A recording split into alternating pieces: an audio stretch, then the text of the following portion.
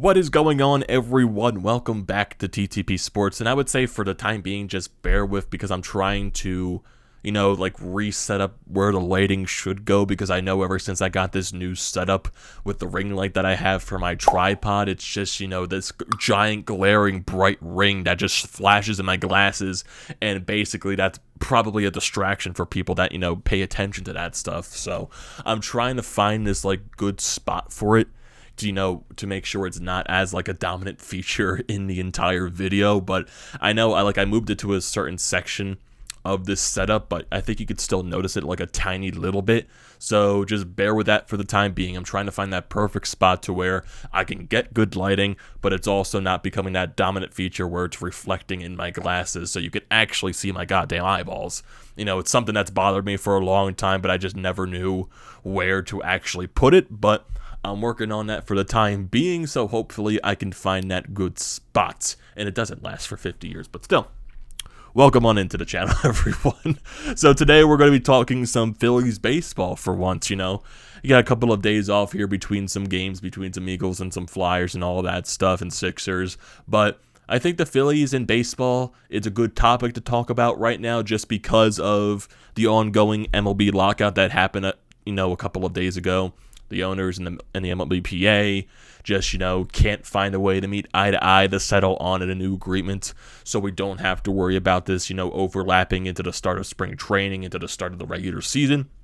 Even though I don't think it's going to get to that standpoint, because there still is a lot of time left in December to where, even though the winter meetings are canceled, to where you get down to where the winter meetings are supposed to actually be. Maybe the longest this thing goes to is January, but even if it goes into the January standpoint, I think that's when you can start to get worried a little bit because you're getting really closer and closer to when players have to report to spring training. So hopefully this thing doesn't last out too long, because I feel like if it goes past January, then you're really starting to get into that worrisome point where you might miss spring training and might overlap into the regular season, and you really don't want to get to that standpoint. But I think right now it's just the players want something different. The owners want something, maybe to stay the same old, raising the luxury tax. The owners want to lower the luxury tax, maybe have a threshold to where teams have to spend to, so it could be more competitive, expanding playoffs and all of that type of mumbo jumbo. It's just, it's weird because I've never really experienced a lockout with baseball before. I think what was the last lockout in the 90s or something like that. So it's been a very long time since baseball went into a lockout. Even though this type of thing was, getting closer and closer and closer, and you were really expecting this thing to happen, especially what happened last year during the COVID-shortened season when they were struggling to, find an agreement to even start that season up. So I guess this was inevitable to get to this point, and that's why you saw so many signings before the lockout even happened. The Mets going all and spending all this money, all these different other teams spending this money to get some players to join their club just before the lockout even starts, so they have something to build off of going to even when the lockout even ends, and who knows when that's going to be. So it's a weird time right now, but it's also an interesting one at that point, because I know when you're looking at a bunch of these other signings that teams are making from the Phillies standpoint, because Phillies fans right now are looking at these other teams. They're looking at the Mets spending all this gigantic money, spending, max contracts, history-making contracts to a 37-year-old Max Scherzer. I'm not saying Max Scherzer is bad. He is a great pitcher in this league, but at 37 years old, do I really want to set out a record-breaking contract, $40+ million to a 37-year-old Max Scherzer? I'm not saying, like I said, I'm not saying that Max Scherzer is bad. I'm just it's a little bit of a worrisome thing to where you're paying, a record-setting contract to a 37-plus-year-old pitcher, and who knows, because, last season during the playoffs for the Dodgers, he experienced a little bit of dead arm. So hopefully that's nothing, that can carry over into this season for him. But even though I doubt it's going to, but still, I think 37 years old, $40+ million is a little bit risky, especially when he gets into that 40-year range. So who knows how that's going to work, spending, that long-term contract on a 32, 33-year-old starting Marte. Even though I think at the early parts of that contract, it might benefit the Mets, but who knows when Marte gets older? Does he regress as he gets older, or is he one of those players that gets better as he gets older? I have no idea. I know he was a great player last season for the Marlins, for the Oakland Athletics. So hopefully, I guess from that standpoint, for the Mets, it works out for them, even though they're making a bunch of all these other signings too. They got Canna as well. So they're going out and spending all this money.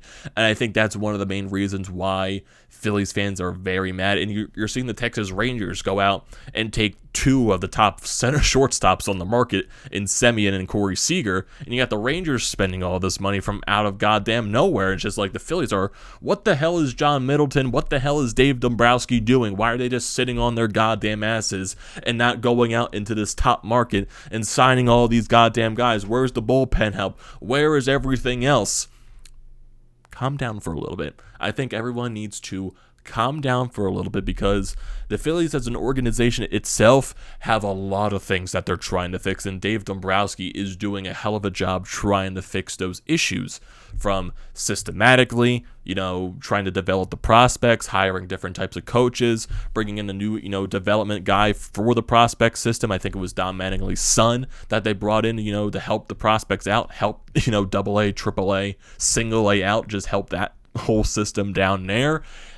Hiring new infield coaches, hiring new hitting coaches. So he's trying to fix this thing systematically, hiring guys from the Rays. He's trying to make, the development process better. He's trying to make the organization better as a whole, so we don't have to go through another situation where the Andy MacPhail, Matt Klentak era, where this team was probably left in a worst possible case scenario, where prospects that they drafted were just, not good. And that's what happened during that entire time for the Klentak and MacPhail era, and Dave Dombrowski is really trying to fix that out. And, spending all the money in the world is definitely not going to help you, because if you look at some of the other teams in Major League Baseball that go out and have a top 5 payroll basically every single season, look at teams like the New York Yankees. They've had a top 5 payroll, for this probably entire decade, and where has that got them? And they're still figuring out issues that they have to solve, and the Yankees fans are pissed off. And yeah, the Phillies have had a top 5 payroll probably for the past couple of seasons. Yes, where has that gotten them? So basically, it's either you have to try to fix this thing systematically as well, but I do think Dave Dombrowski is going to tap into the free agent market. He signed Corey Knebel for the bullpen, so I think that is a great start for this bullpen. And I know people were trying to, freaking out over the Hector Neris issue. Yeah, Hector Neris is still a great pitcher in this organization. I feel like people, bashed on him a little too much. Yeah, he wasn't the best closer in the world, but when he got moved into that secondary role, that 8th inning, that 7th inning type of guy, he was really dominant. And yeah, that's definitely a huge loss possibly for this bullpen, but I'm not going to cry about it at the end of the day, because I do think we have a nice guy in Corey Knebel that could be your 8th inning type of guy. But yeah, you still have to look out for that closer type of role. And I know there's been a whole bunch of scenarios where Craig Kimbrell from the Chicago White Sox most likely is going to get traded to the Phillies. I think that just is a relationship that's eventually going to be settled, and the Phillies are probably going to go out and shop for a guy like a Craig Kimbrell. I just think there's been so many rumors tying him to the Phillies that it's inevitable at this point, whenever this lockout ends, that he's eventually going to end up in a Phillies uniform. And I think you do have a nice 1A, 1B type of option if the Phillies go with that route with Knebel and Craig Kimbrell for that closer type of role. Maybe Knebel could be the 8th inning type of guy, and Kimbrell can be the 9th inning type of guy. Just hopefully you don't have the Kimbrell that was on the Chicago White Sox and he wasn't that good. Hopefully you get the version of Craig Kimbrell when he was on the Chicago Cubs to start that season. So if that does happen, now this is all just hypotheticals at this point. But still, and there was all these types of rumors, Phillies are looking at all these different types of free agents. You got Trevor Story that's still on the market. You still got Kyle Schwarber. You still got Nick Castellanos. You still got Chris Bryant. And basically, I think eventually the Phillies are going to sign one of those types of players. I think there's been so many types of rumors that are tied to Kyle Schwarber, especially at this point, because he has the connection with the hitting coach that's on the Phillies currently, because he used to be the Washington Nationals hitting coach from last season. So in Kyle Schwarber, when he was on the Nationals last year, he had probably his best season of his career, especially that whole month of July where he was just mashing home runs, just with that beautiful swing that he has, getting traded over to the Red Sox and being great for them after he came back from an injury, especially getting some clutch hits in the postseason. So I do think that if you can get a Kyle Schwarber, that'll definitely be a major help to this offense. And yeah, he's not going to be the best fielder in the world. And that also comes into play where hiring these different infielding coaches, hiring these different fielding type of coaches to, hopefully maybe improve the defense, because the defense was just so putrid last season. So I also think that's where a bunch of these other free agents do come in. Guys like, maybe a Chris Bryant is a guy that gets linked to Philadelphia because there's been just so many connections with him, Dave Dombrowski, the connection that he has with Bryce Harper being Vegas guys. So there's that type of connection right there. And then you also have the Nick Castellanos connection with Dave Dombrowski. He drafted him when he was with Detroit, so there is that relationship there. And then you also have the Trevor Story thing where he's been linked to Philadelphia as well. And I know some people might not like that idea, some people may love that idea as well. I wouldn't mind if they go out and sign a Trevor Story, because that definitely, at the end of the day, it does improve your roster, it does improve your infield, it does improve your lineup. But who knows how much money he is going to want when you're seeing guys like, Corey Seager getting the money that he wants. I know Carlos Correa, he's going to be basically the top free agent on the market, and who knows what type of record-setting deal he's going to get. I don't think Trevor Story is close to in that range of, Seager and Carlos Correa. Maybe he's in between a Marcus Semien and a Corey Seager, but you never know at this point what happens when the lockout ends. So there are definitely many options that this Phillies team can go into, but yes, center field is definitely going to be a major question mark going into the season. I know there was also a rumor about possibly a Kevin Kiermaier from the Tampa Bay Rays, and I would definitely like that type of move, but you'll also have to make the other moves first. So if you go out, get a Kyle Schwarber, you go out in maybe a Trevor Story, or you get a Chris Bryant, or you get a Nick Castellanos, fulfill that lineup a little bit.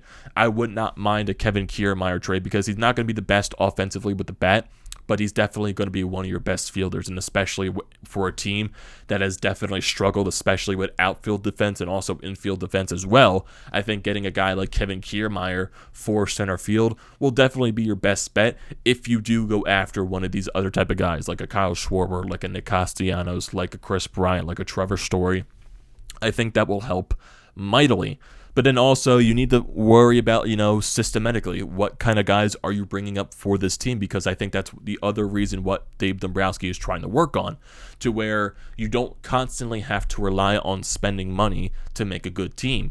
You can spend the money, but then you also have some prospects to call up that can benefit your roster at the same time, to where you have guys that are making money, but then you also have good young players that are very low on your payroll and they're making an impact on your organization. That's where I feel like this Phillies system is really, I would say, looking at a guy like a Bryson Stott, who, look at what he did down in AAA, AA, and look at what he did in the Arizona Fall League. He was on fire this season. And I think Dave Dombrowski in his offseason press conference before everything, I think this was like directly after the season or something like that, where he was talking about guys like Bryson Stott. He sees him as a shortstop for the future. And that's the thing where you come into what happens if you go out and do sign a guy like a Trevor Story. If that does happen, what does that do for Bryson Stott? Do you make some moves with the infield? Does Trevor Story become your shortstop? Does he become your third baseman, or does he become your second baseman? You make a trade that involves a Didi Gregorius or a Gene Segura, because they both have 1 year left on their contracts at $14 million. I know the Didi Gregorius contract definitely isn't the best looking thing on the market, just because of how putrid he was last year.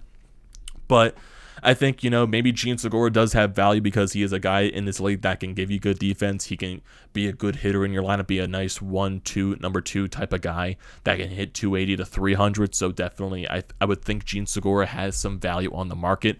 I just know some teams are definitely not going to want to pay the money that he is being earned per season, but still, he has 1 year left on his contract. Maybe you move one of those two type of guys, and you bring in a guy like a Trevor Story, and you bring up a guy like a Bryson Stott. Maybe one plays shortstop, one plays second base, and then you're still gonna have that question mark with the third base area. Are you still going to roll with Alec Boehm at third base? But then here comes the other question when this lockout does get settled. Is the DH coming to the National League? Because I feel like that's something that's also inevitable at this point. I think that's something that the Players Association wants going into next season, and I'm not sure if that's something the owners don't want or something like that, because I know right now they're really, I guess, like, divided on is, the luxury tax, because the players want a floor to where teams have to spend, and then also raising the luxury tax threshold so teams have more money to spend without having to worry about going over that luxury tax. But the owners, I think they want a luxury tax threshold as well, to where, or just like a floor to where teams have to spend, but they're lowering the threshold. I think, what was it, like 180 million or something like that. So they're really divided on that. They're really divided on, like the playoff system that they're trying to set up now, because the Players Association, they want more teams involved in the playoffs, or I think they wanted less teams, and the owners wanted more teams involved in the playoffs. There's just like so much discrepancy with both of these sides. It's really like none of them are seeing eye to eye. It looks like more just one side wants to beat the other. And yeah, because both sides definitely have their faults. The owners, or Robert Manfred, the owner of baseball, it's just, the commissioner just hasn't really been the best. But at this point, they really need to find a way to see eye to eye, because at the end of the day, I think both of these sides, they just want to go out there and play baseball to, not hinder spring training in the regular season. So I do eventually think that stuff's going to come to an end, hopefully very soon, but you never know with these negotiations, because these two sides really do not like each other. So who knows how long that is going to last. But I think at the end of the day right now, for Phillies fans, just be patient. I know patience right now is just like, why are we going to be patient? We haven't made the playoffs in over a decade at this point. I can understand from that standpoint, but Dave Dombrowski, he is a really successful front office type of guy, really successful general manager, really successful president in the league of baseball. He is really respected, and once this guy retires, he is going to go into the Hall of Fame. So at this point, I trust what Dave Dombrowski is doing. I trust that he's going to fix this organization for the better, and I feel like he's going to put a better team on the field. You just got to be patient. You got to wait till this lockout ends, because if you're looking around the league as well, the Dodgers, the Giants, all these other teams, the Yankees, these teams haven't been out spending money, so all these teams are waiting. If you're not, I don't want to go into that situation where you're the New York Mets and their owner got really salty because one guy didn't sign with them and he told his GM to just go spend all the money that he wants. I don't want to be in that type of situation. I don't want to go spend all this money because I was pissed off one of our guys didn't sign back with us because he broke a pinky promise. I don't want to be in that type of situation, because at the end of the day, the Mets go out and sign all these players, and what happens if all of it backfires? Because the Mets have done this before, where they go out and sign a lot of these players, and then it eventually backfires. They're good to the start of the season, but then eventually at the end of the year, LOL Mets comes to fruition, and it reigns supreme.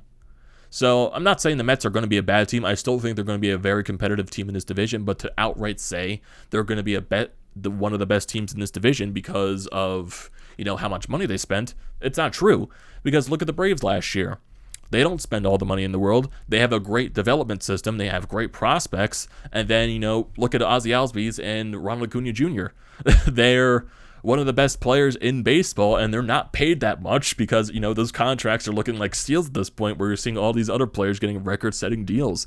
And it's still weird with Freddie Freeman, too, because you would think that's like an obvious re-sign with Atlanta, but he hasn't done it yet. So I wonder what's going to happen here. And that's definitely a player that teams should definitely look at and say, Freddie, what the hell do you want? I would definitely bring you into this organization. I would love a Freddie Freeman for this type of organization. That's just a no-brainer at that point. I would give Freddie Freeman all the type of money in the world, but that's still, I guess, besides the point at this point, because you can still win without spending a whole ton of money having to be a top 5 payroll in baseball. I think that's the point in all of this. You can still win being a top 5 payroll, but it's not necessarily going to win you a World Series. I think Dave Dombrowski right now is playing it the smart route. He's trying to build this organization from the bottom up, and I think he's also going to, dabble into the free agent market. I think we're going to land at least 1 or 2 of these free agents that are still left on the board, basically for the field-wise, like a Schwarber, like a Story, like a Chris Bryant, or, any of these other type of guys.